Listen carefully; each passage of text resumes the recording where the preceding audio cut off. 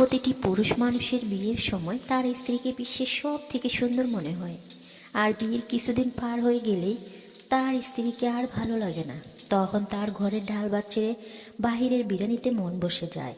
আমার স্ত্রী দেখতে অপূর্ব, অথচ জানো কি আশ্চর্য, এখন আর ওকে আগের মতো আমার কাছে ভালো লাগে না।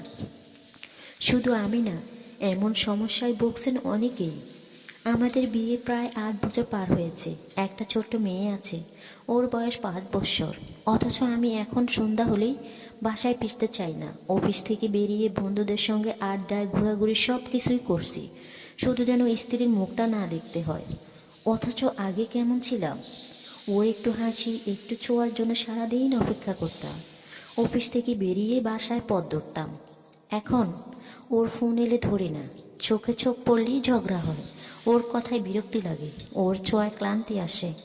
নিজেকে প্রশ্ন করলাম কেন এমন হলো। বন্ধুদের বললাম এই টান পড়িয়ে যাওয়াটা কি স্বাভাবিক? জবাবে পেলাম এক জিনিস কি আর সারা জীবন ভালো লাগে?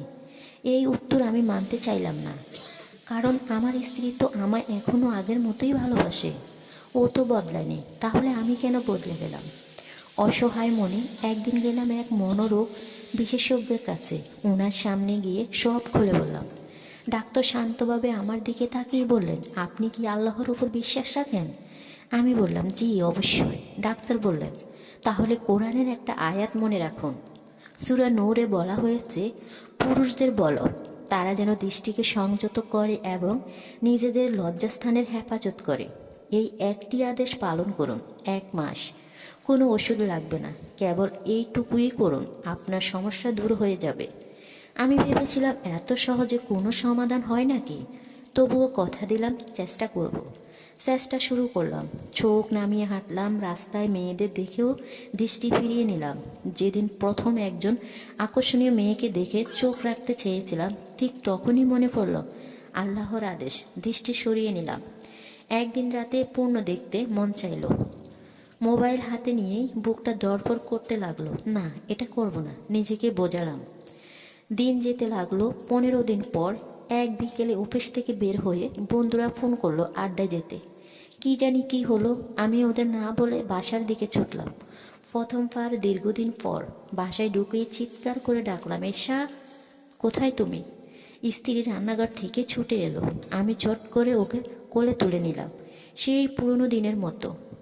ও বিস্ময় হয়ে বলল, কি হলো তোমার? ছেলে ঘুমাচ্ছে। আমি কিছু না বলে বললাম, ভালোবাসি তোকে এসা, অনেক অনেক ভালোবাসি। পরদিন গেলাম ডাক্তারের কাছে। ডাক্তার হেসে বললেন, এখন তো 1 মাস হয়নি। আমি বললাম, হয়েছে ডাক্তার সাহেব, সব বদলে গেছে। আমি আবার আমার স্ত্রীকে ভালোবাসতে শিখেছি। আজ আমি বুঝি আমরা আসলে নিজেদেরই হারিয়ে ফেলি। আমাদের দৃষ্টি, মন আর লজ্জার সীমানা ঠিক রাখতে পারলেই আমাদের হৃদয়ে ফিরে আসে সেই পুরনো প্রেম। আসসালামু আলাইকুম, সবাই কেমন আছেন? একজন নারী হয়ে আমার সব পুরুষের প্রতি একটাই অনুরোধ, একবার চেষ্টা করে দেখুন। আপনার সংসার, আপনার ভালোবাসা সব কিছু নতুন হয়ে উঠবে। প্রতিটি নারীকে অনুরোধ করব, এই ভিডিওটি বেশি বেশি করে শেয়ার করুন, যাতে আপনার শেয়ারে কোনো একজন মানুষ সত্যিকারের পুরুষ হয়ে উঠতে পারে। ধন্যবাদ সবাইকে, ভালো থাকবেন, আল্লাহ হাফেজ।